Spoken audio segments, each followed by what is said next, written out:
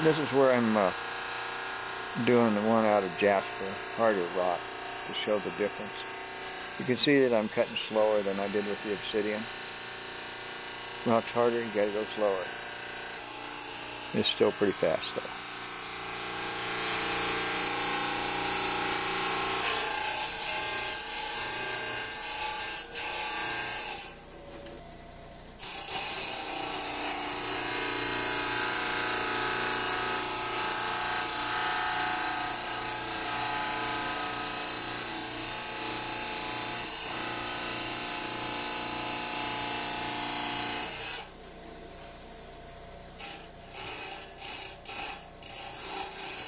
These machines, the Genie travels at 1800 RPMs.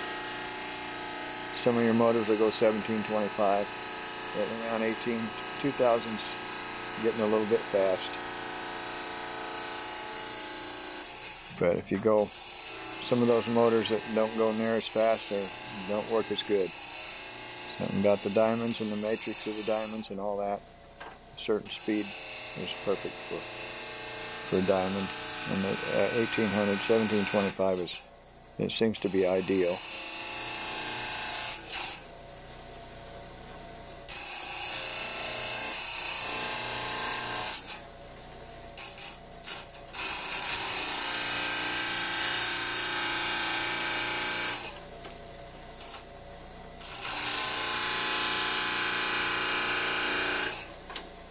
And you'll notice that the jaspers and agates take a little longer to grind. They're tougher. And if you want to do rough rock, which I do not recommend, it wears your wheels out way too fast. You run some raw novaculite on there, make one blank out of it, and you just about wore your wheels out. So, don't work rock before its time. And its time is after it gets to be to the point where it is the best to work, which is heat treated.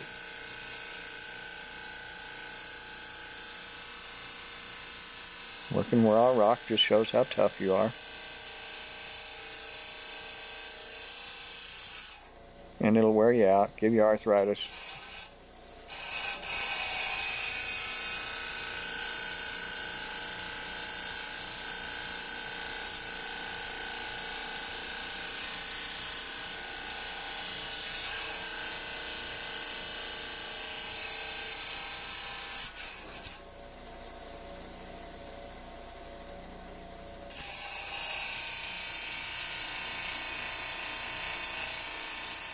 And some people say, oh, I work it raw like the Indians because they didn't heat treat. Bullcrap. They heat treated everything they could. And some people, one person won't authenticate something if he thinks it was a paleo. He won't authenticate a paleo point if it looks like it's been heat treated material. Clovis or any of those. And I'm thinking, oh boy, he won't ever put his COA on very many things because most Clovis points the stone was heat treated. But that's just my opinion.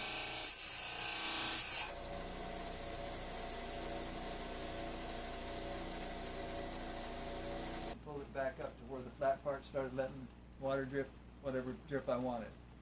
Worked just right. Yeah, that'll work. Toothpick. They call me MacGyver sometimes. Yeah. Oh yeah. I'll tell you some of my MacGyver tricks.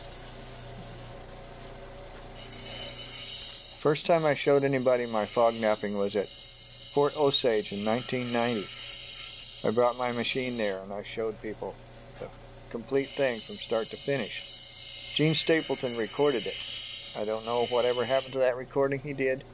I explained it as I went. Not as good as this one here, but I explained it, he recorded it, and people saw it. I sold Genies to a bunch of people. Half of them didn't do it because they didn't figure it out and got frustrated. If you don't do it right, you're going to end up flat spots. It just isn't going to work right unless you do it all just right. So I've tried to explain that, how to do it my way, which comes out looking pretty good.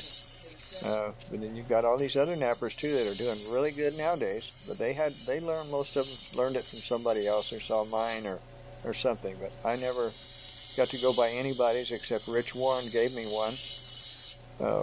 Before I did it the first time, I was just starting to learn to do it, and I met him, and he gave me one, and I could read on the edge of it how he sanded it with fine sandpaper first before he chipped the final edge.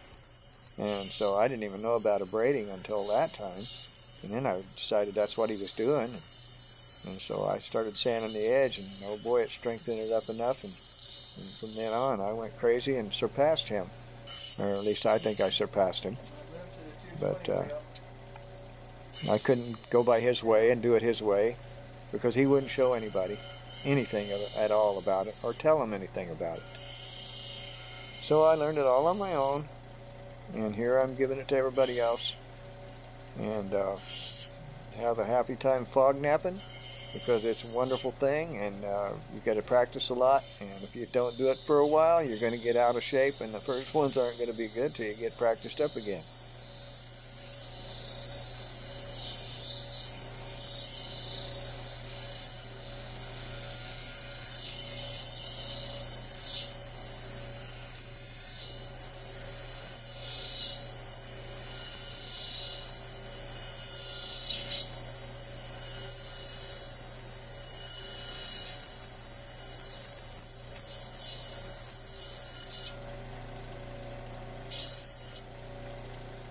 I know I should share freely, which I do at all nap-ins. I go and I demonstrate, and I make a point, and I show them everything. But they don't get it just as well as if they had the thing to look at over and over and over and go through every step over and over. And this is the best way. And I should just put this out and make it all free for everybody to see and record their own. And somebody will do that, probably. They'll buy this and they'll put it on YouTube or whatever, and then my sales will be completely gone. But until then, I think there's a few people that want to give me a $100 bill for this.